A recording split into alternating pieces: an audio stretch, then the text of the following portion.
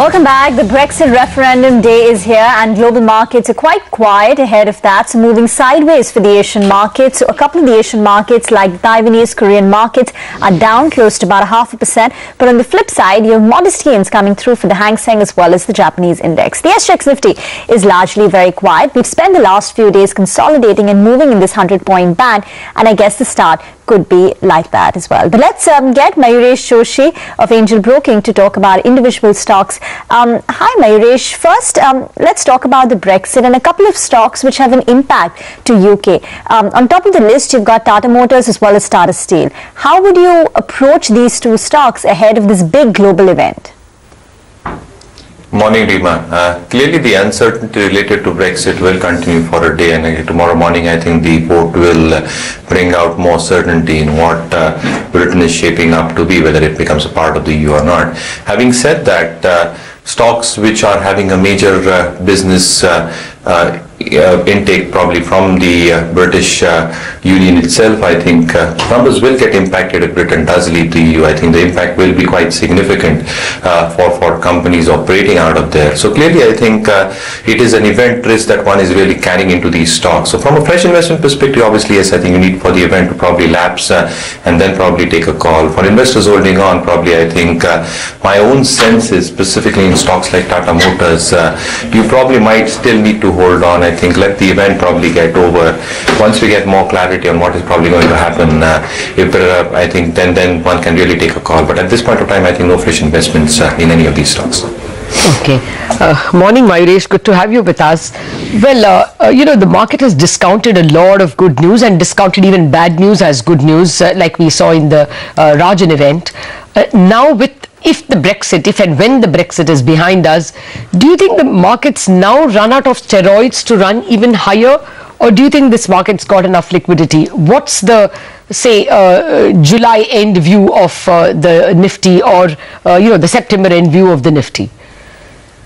Morning, Lata. I think there are two or three things that one really needs to take into perspective. One, I think Brexit, as I said, the outcome will be known tomorrow morning. So if Brexit has to happen, I think you might see a downfall into the markets, I think, and then that again will play out significantly on a lot of stocks. Secondly, I think one really needs to understand, at least from a short to medium term perspective, that the markets are probably looking at how monsoons are expected to pan out. And monsoons have shown a reasonable amount of starts. So if monsoons are better than what the Met Department or what the analysts are probably expecting, I think you might see a huge amount of uptick in terms of how rural consumption will pan out, and that again will have a say in terms of how the GDP will pan out, and again I think corporate earnings will revive. Third, I think corporate earnings have shown some amount of stability in the quarter gone by. If one really expects the GST to come through, the monsoons to play out meaningfully, corporate earnings should start reviving by quarter 2 of this fiscal. Quarter 3 should actually see some amount of a huge uptick. You know that only after September, isn't it, Mayuresh? Oh, absolutely, Lata. But clearly, I think after the Brexit event is over, you're probably going to look at more triggers coming through. So the US presidential elections is something that the markets might be looking at, what Janet Yellen does probably in the July policy. So clearly, there are global triggers that will keep a say on how the markets might react. But from a medium-term perspective, I think all these triggers, and they are expected to pan out positively for a country like India. I think the flow should sustain for an economy like India, which in my opinion will be far more resilient to the emerging pack. And I think the flows would continue, even if we see some amount of a blip in the next 2 months. Oh yes, that's what we've been getting with everyone when we're speaking about Brexit, that it doesn't hurt emerging markets much, but it hardly hurts India, and therefore it should be seen as a buying opportunity. Let's unwind from this global debate and just come back to the hint that Raghuram Rajan appeared to be throwing yesterday.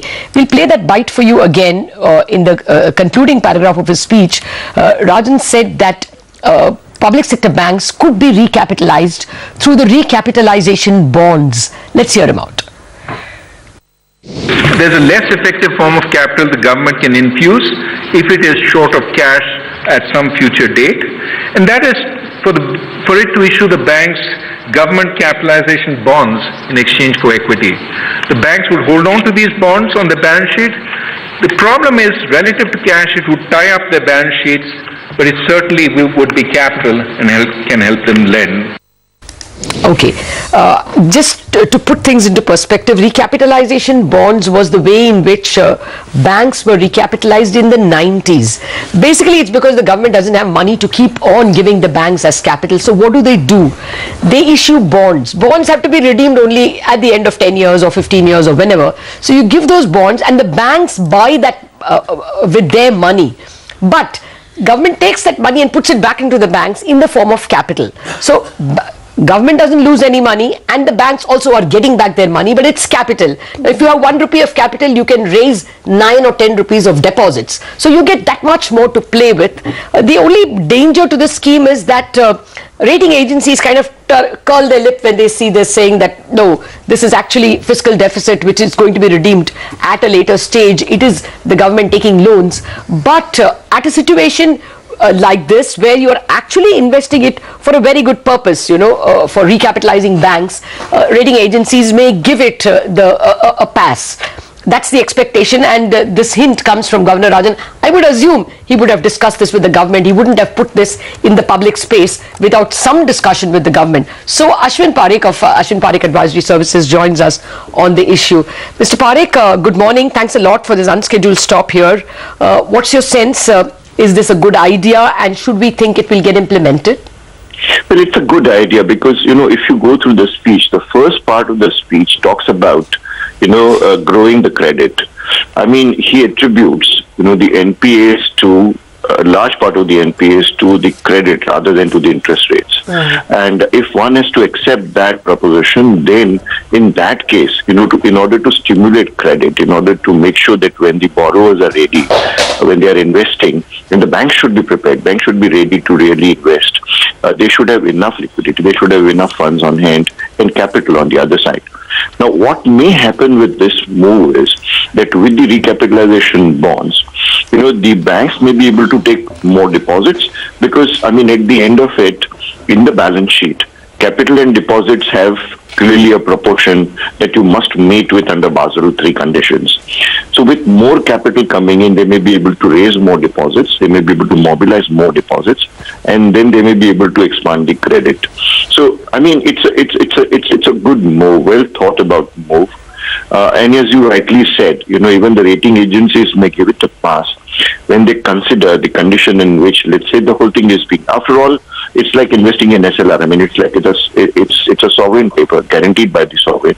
So to that extent, it's in some form, let's say, a solid investment. But on the other hand, the equity comes in the form of actual cash. That is what Basel III requires. You have to have common equity to be classified, to be in the calculation of capital adequacy. That becomes very critical. So, all in all, when the banks invest in these bonds, but on the other hand, the cash that the government picks up is utilized in terms of pumped in back into the banks by way of cash in the form of equity.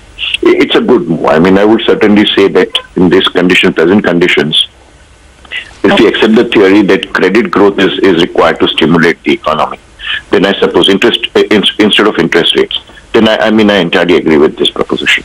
Okay, so it's a good move, it's a welcome move. Mr. Parekh, do you believe then via this bond recapitalization route for PSU banks, we're going to see a much larger recapitalization figure? And if yes, what would you go with?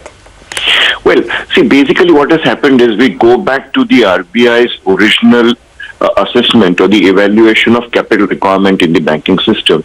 So, there was at one point in time, about two and a half years ago, an indication of almost about 5 lakh crores over a period of about 5 years. So, one is talking about a large amount of capital. So, even if, let's say, we add to the 25,000 crores, let's say that the government has agreed to pump into the banking system by way of actual fresh capital, even if I take, let's say, an equal amount or a little larger amount, one could see an issuance of somewhere around 35 to 40,000 crores by way of this recapitalization bonds.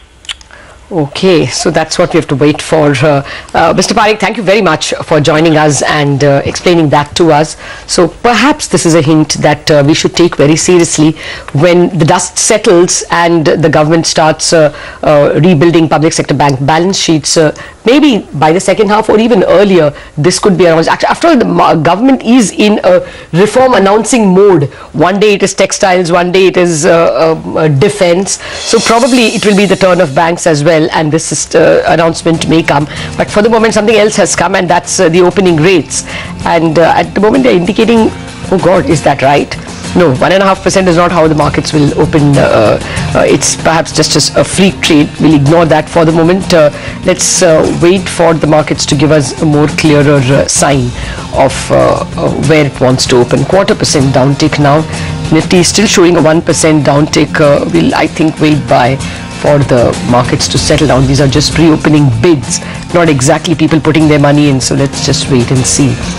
Wait for the rupee open actually. It's opened at 67.43, God, which that's flat as flat can get. Yes, compares with 67.48. Yesterday was a flat closing, and this morning as well, it's opened absolutely flat for the currency. Well, to be fair, actually, it's a little in the green. Yeah. The dollar is about 5 pies cheaper or whatever. Now 3.8 also. Okay, so 3.8. This clearly indicates a bit of a positivity.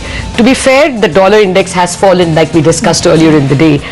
It had fallen to as low as 93.4 from 94 something. So there was a steep fall in dollar across the board. The pound gained, the euro gained, and even the yen gained a wee bit. So one should expect emerging market currencies also to reflect that, and we are seeing the rupee start on the front foot. We don't yet know whether that will translate into gains in the equity markets as well. But let's wait and see. In fact, we have a currency expert joining us. Yes, Koon Goh of ANZ Research joins us on the phone line. Good morning, Koon, and thanks so much for joining in. First, let's talk about the global currencies. How is it positioned ahead of the Brexit vote later tonight? Because we've seen the pound gain close to about 5% this week. Yeah, good morning to you. The markets are pretty much positioned for a Remain result, and that's why the sterling has rallied very strongly, as you indicated. This is based on recent surveys showing a swing in momentum back towards the Remain camp. And even the betting markets are now assigning a very high probability that the Remain will win. The odds by bookmakers have a probability of about an 80% chance of the UK staying in the EU. So that's why we've seen quite a strong rally in the sterling, and that's also flowed through into positive tone for risk assets as well. Okay, if the vote therefore were to come as Remain, Koon, then what kind of a rally can you see okay, I won't say rally, what kind of a fall can you see in the dollar? The dollar index already has fallen to 93.4, 93.5. Do you see it even piercing 93? I think given that the market is already pricing a Remain outcome, the sell-off in the US dollar will probably be somewhat more limited. Or let's put it another way, the rally in the sterling, I think, will not be as extensive. It's already moved from under 141 at the early part of this week to 148 right now. So that's already a significant rally that we've seen. I think we might see a little bit more of a rally in sterling if the outcome were to be for Remain, but I think it might struggle to really reach 150. I think we'll probably see quite a lot of interest to sell at that level on the back of profit taking. So that naturally will also limit how far lower the DXY index can go. Yes, at 1.48, the pound is sitting at a 2016 high. Koon, in the event that the downside for the dollar is limited from here on, is the upside for emerging market currencies like the rupee also limited? And how would you now compare the rupee with other of its emerging market peers? Because we don't have the central bank favorite Raghuram Rajan continuing in the second term. In that sense, do you think rupee's outperformance vis-a-vis its peers might now reduce? Yeah, I think for the case of the Indian rupee, I think the decision by RBI Governor Raja not to extend his term has certainly hit sentiment. We've already seen foreign investor outflows over the early part of this week, following the announcement from both the equity and bond market, and the rupee has underperformed its other Asian peers so far this week. So even if a Remain verdict comes in tomorrow from the UK, which will be positive for risk sentiment, I think the focus will then fall back on domestic economic issues, and in the case of India, the main focus for the markets will be who will be Rajan's successor, and so far the indications are that whoever is going to be the successor is likely to be a bit more on the dovish side, and I think that's why Indian assets have been underperforming. Oh, okay. If it's a dovish person, it will underperform. We thought the equity markets would be even happy about it. But what are the levels, ranges for the rupee itself? How if it is indeed a person perceived as dovish, as you say, how much can the rupee slide to, and what is the appreciation? At the moment, our forecast is 68.5 by the end of this year.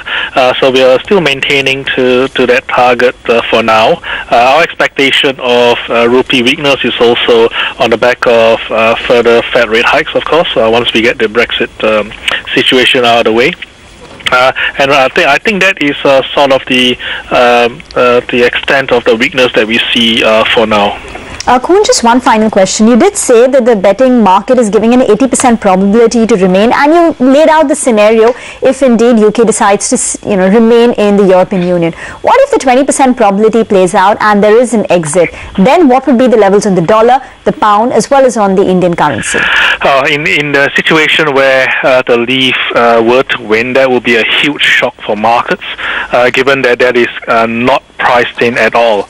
In that scenario, then we will definitely see a very big risk-off move across markets. Let's start with sterling. As I indicated, sterling started the week at around 141 level. It's now at 148. At a minimum, I'll expect sterling to drop to that level that we started at the start of this week, and probably go even lower. So we're looking at sub 135. Sub 140. And I think 135 is probably not out of the question. We'll definitely see safe haven currencies benefit very strongly, and in this case the yen I expect to strengthen a lot, and gold prices will also most likely benefit. I think equity markets will get hit in the first instance, and the rupee, given that the rupee is somewhat tied to general risk sentiment and equity market performance, I think in that scenario we might see a move towards 68 and possibly beyond that. Okay. Koon, it was a pleasure speaking with you. Thank you very much for joining us with your thoughts. Let's get back to the equity markets just to see if things have settled down a bit. Yes, they have, and they've settled down flat as flat can get at the index level. Of course, there's always plenty of play at the stock level, and NTPC, as Anisha told us, is coming in under a little bit of pressure. Otherwise, there isn't much to speak even in terms of the pre-opening bids. The rest of the stocks are just about 0.5% in red or 0.5% in green. Really nothing much to choose. Tata Motors is now probably going to see a bit of short covering. Okay, that's about what's happening at the index level. On the mid-cap end, we'll just keep our eye out on a couple of stocks like a JN Irrigation, where Morgan Stanley's increased the target price to 92, a KEC International, where there is an order win. But we've got about 7 minutes for a trade to start, and then we'll talk about the levels. Before that, just a quick look through at some more trading tips from our Super 6 segment. All right, we are just getting news on the wires that Biocon has signed an agreement with a company called Quark, and they've announced starting of pivotal phase 2 and phase 3 studies of QPI 1007, that's a rare eye disease in India. Kiran Mazumdar-Shaw, the Chairman and Managing Director of Biocon, has joined us. And all the best. We look forward to this drug. But just about 1 minute left for pre-open, so let's get Ashwini back again. Ashwini, what would be the big call for the day today? See, Britannia can be bought with a stop around 25.50 and look for targets of 2700. Okay, actually I wanted to ask you about Biocon itself. Ashwini, any thoughts? See, given that pharma is having a really bad time, this is outperforming. So whenever pharma turns, I wouldn't be surprised if Biocon gets to levels of 1000. So it's having really a flat correction and really good news flow. So it's likely to outperform the pharma space. Okay, well, we have just about 40 seconds, so we will not come with more questions to you or to any of you. For the moment, I think there is a lot of action in the mid-cap space. You're seeing KEC International, because of its order win, and fairly big order win, Anisha tells us, is up and about 6.5%. Jain Irrigation is, I think, as usual, celebrating the rains. And you're seeing a lot of the textile stocks which moved unnecessarily losing a bit, and notable among them is Garden Silk. That's lost about 3% this morning. So I guess it will be really very, very individual stock related, and at the index level it might likely look like the way it's looking now. Well, there goes the gong, and that's the flattest start ever. 13 points down on the Sensex now, 5 points down, now 6 points down. Nifty up, not even 1 point. Okay, now it's gone into the red, 0.05. So really, it's going to be pretty flat at an index level, but I guess there will be plenty of action stock specific, and there may be some interesting moves in the derivative space as well. It's difficult to decide whether to read the red or the green stocks first, but I'll read the green because it does look like at least the mid caps are giving us a little more green. No, it's very, very flat over there as well. Okay, I'll start with the green stocks. Lupin is the one that's starting with a bit of a 1% gain, and the reason for that mainly is what Ekta told us, that they have got mission for one more drug, and that might bring a little more money. So Lupin starts with about a 0.9% uptick. Tata Motors DVR is up 0.8, and there one may probably see the shots getting covered as the market braces itself for a Remain vote. Dr. Reddy's is following in Tau. No particular reason, but it's just that today is the day of the pharma stocks. So defensives moving up. Tata Motors DVR are the top gainers, and thereafter come Lupin, Sun and Dr. Reddy. So quite clearly indicating that pharma is just about being favored as a safe haven now. Then come the banks. Bank of Baroda, SBI, IDBI Bank. I'm just including IDBI Bank here. But the point is, I think this capitalization story, it won't apply to IDBI Bank. IDBI Bank is another story altogether. But Bank of Baroda, SBI, PNB is also a stock that we should pull up. These are stocks that could benefit. Bank of India, for instance, and of course all those. Okay, look at that PNB. PNB also has got a thumbs up from Nomura, and it's been having a good time ever since it went sub 70. It's been climbing, and if it is capitalized, and it may be one of the prime candidates for a bond recapitalization, bond-wise or recapitalization. Let's pull up the babies as well. UCO, Union, well, not quite babies. Union is a big bank.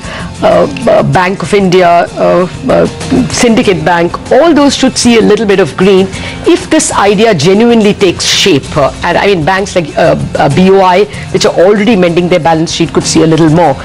The other banks, Axis, Tech, Kotak Mahindra, Yes Bank are also showing green, but relatively more mild. ICICI Bank is flat, 0.08. So what's in the red now? It's relatively fewer stocks because the index has now climbed to a 0.1-0.2% green. NTPC continues to belabor in the red. Bharti Infratel probably has been sagging for the longest time. I thought over the last 2 days it was finding its feet, but today it again disappoints. Power Grid down 1.3, Tata Power down 1.2, ONGC, HCL Tech, L&T, Bajaj Auto, Tata Steel, iShares, all of them down very mildly, 0.2 to 0.5. Big caps.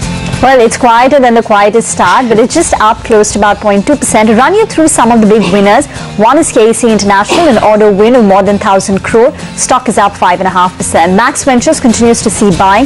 That's gained another 5% after listing yesterday, up 5%. Jain Irrigation, where Morgan Stanley is recommending Jain Irrigation as a tactical buy. Their target price stands at 92, which means significant upside from current levels. The two key reasons: one is on hopes of a good monsoon, and secondly, the government thrust, both central and state, on micro irrigation systems will help in Jain Irrigation outperforming the index in the next 2 months. A couple of retail stocks see buying, and in that you've got Kitex Garments, which is up nearly 2%. Arcom and ICRA Upgrade, stock is up nearly 1.7%. You've got Britannia, which is also holding up with slim gains. Other key gainers include a Hexaware seeing buying interest from yesterday. Opto Circuits is seeing huge volumes, is straight away locked in an upper circuit of about 20%. We're not too sure what the news is, but just keep an eye out on Opto Circuits. MTNL, where they will be sending a revival plan to the DOT by August, is also higher in trade. And speaking about Jain Irrigation, I think Jain Irrigation DVR2 is quite active in trade.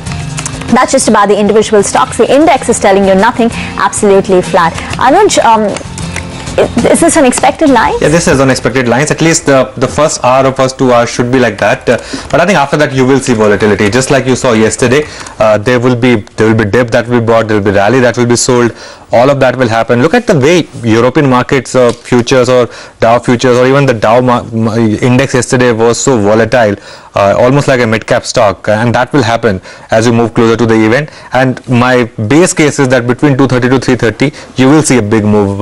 Either way, the market will go into the event. Oh, I thought they would go into the event a little long. No, my sense is that the market, yeah. I mean, they may want to go into the event long, but then you never know. The market has already rallied. The global markets have already rallied ahead of the event. So I think the market will go into the event with some positioning. I don't know what that positioning would be, but it's going to be extremely volatile day with a lot of focus on individuals. So that's what Sudarshan's advice was, better stay out, and Ashwini has given very, very tight ranges to trade. Ashwini, your thoughts, the way the market has moved, not very different from where it closed yesterday. Well, the one trade that is visible is probably try to sell into the bank nifty with a stop say around 17,700, and maybe as the market gets a little volatile, you may be able to make 100 points on the downside, but overall 8250 remains the selling point, 8150 remains the buying point on the nifty. So if you get rallies or declines post those benchmarks, then maybe you can trade on the other side, but overall try to trade the range, sell the rally and buy the decline. Okay. We are getting some updates from our ticker desk that Natco Pharma has got a US FDA nod for glycopyrrolate.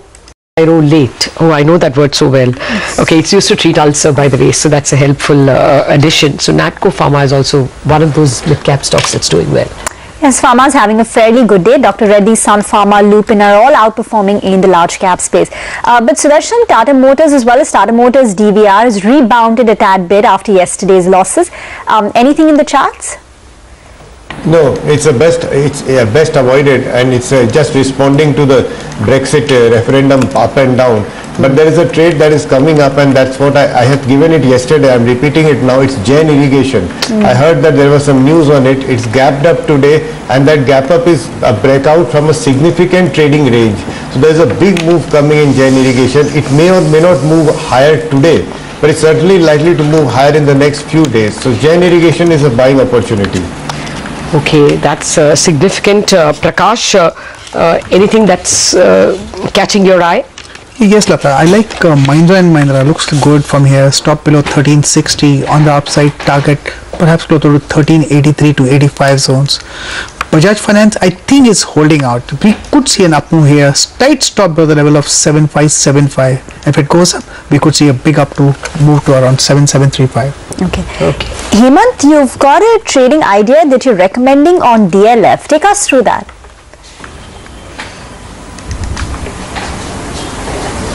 Yes, Rima, that's the second stock that we are recommending. Again, it's purely because the way the sector is behaving. Real estate across the board continues to add open interest on the long side, and DLF yesterday also has added 2% on the long side. See, important is that stock is now given a breakout above that 131, 135 zone. So I think any dip due to market pressure should be utilized to get into that. Keep a very tight stop loss of 135 on the same where it has given a breakout from, and we expect the stock to test that 150 to 155 zone. So across the board we still feel real estate rally is not over. It is still adding to the positive momentum, and definitely DLF should be bought on dips with the tight stop losses which are being mentioned, and next to 2-3 trading sessions we expect it to move further up from here. Okay, well, Hemant, if you have your trading, your prices in front of you, is there anything else that's interesting at this point in time?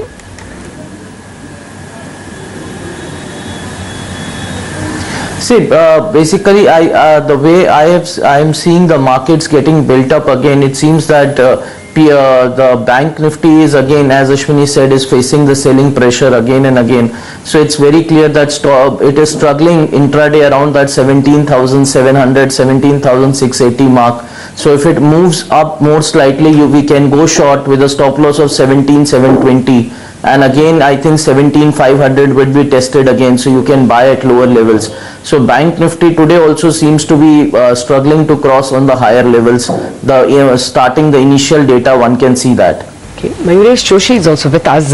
Mayuresh, the drug stocks, you must have heard Kiran Mazumdar speak with us. Lupin as well has got this approval for Activella generic, and we understand the drug size, market size is about $95 million. Any of the pharmaceutical stocks catch your eye? Oh yes, Lata, again I think from the large caps, something like a Dr. Reddy's is something that I'll continue to like. It's got a very strong ANDA pipeline, so 82 drugs under application, 52 para 4s, there are more than 15 FDF drugs, so it's got a huge potential addressable generic size that the company is looking forward to, specifically from the US markets. The PSAI segment, which accounts for almost 15% of its top line, is expected to show subdued performance, as well as the emerging pack, more or less to do with the currency, as well as the sales going on out there. But overall, I think the top line growth should be quite reasonable over the next couple of years, even if one assumes the R&D expenditure to be in the higher teens. My own take is that the EBITDA margin should be maintained between 24-25% and the company should report an EPS of close to 173-175 rupees for FY17, FY18. So yes, I think Dr. Reddy's is something that I'll remain optimistic about in the large cap space. By the way, Thomas Cook is seeing some incremental buying after rallying hard yesterday. It's up another 5% as its subsidiary Quest Corp is going to do an IPO next week. Mayuresh, do you think there is still some upside left in Thomas Cook on account of the Quest story and the monetization there? Again, Viva, I think it has played out quite meaningfully since the announcement yesterday, and if you really look at what the market cap of the listed entity would be, I think it will entail a significant amount of value unlock for Thomas Cook. But again, I think one really must understand the core dynamics of the company itself and how much of a balance sheet expansion can the core company do in its standalone operations. So clearly, I think it's more sentimental in nature, at least at this point of time, how the IPO is described, what kind of valuations do they get, if they're expecting it to come at the band they are. Yes, I think a significant portion has got captured in the moment that we probably witnessed in the Thomas Cook script. Okay, well, for your information as well, Mayuresh, actually the Natco Pharma information is a little more significant than we thought. It's not just approval for that glycopyrrolate drug. It is from the plant where it has got. It has got it from the Mahbubnagar plant, and Mahbubnagar plant had seen 8 observations by the US FDA as recently as Feb-March, and this is a finished dose drug plant. So if it's got an approval for a drug from that plant, that might be a little more than a passing green signal. It's not just 3%, but probably 6% that the market is now bidding up Natco Pharma. It's very helpful information coming from Ekta. It's not just one US FDA drug. It's also probably a nod for the Mahbubnagar facility as a whole, and those observations either have been rectified or they weren't significant, but this approval has to be taken, this approval for this drug has to be taken as a dual positive or as a larger positive. It's not just the money that it will make in the drug, but the fact that that facility can now generate more exports, probably. Actually, why don't we get to Ekta herself? She'll probably explain it with more difficult and more easy words. Ekta? Well, Lata, you know, this is good news for Natco Pharma. Just to backtrack and to give you a little history, like we mentioned, the Kothur plant for Natco Pharma, which is basically their finished dosage manufacturing plant, had received 8 observations by the US FDA when it was inspected in Feb and March. So obviously after that, the street is always on tenterhooks on whether or not they are going to get US FDA approvals from that plant or not. If they don't get US FDA approvals for a long period of time, then maybe the seriousness of the observations is then indicated of the fact that they've not received any US FDA approvals.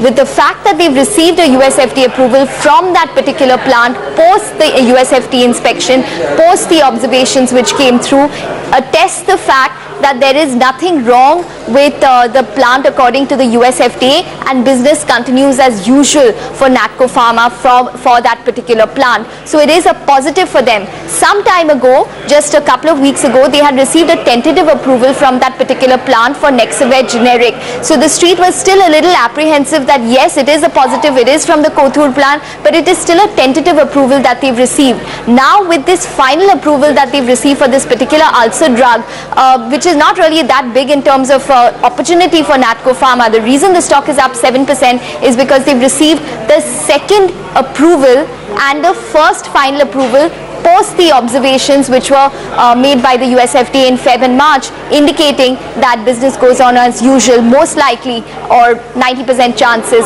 from this particular plant. So the management had also indicated that the problems at the Kothur plant would be solved, or the observations would be easily resolvable and not something that should deter the US FDA approvals. So that, I think, is coming through, and that's the reason the stock is up. All right. Actually, we must pull up a 6-month or a 1 year of that stock.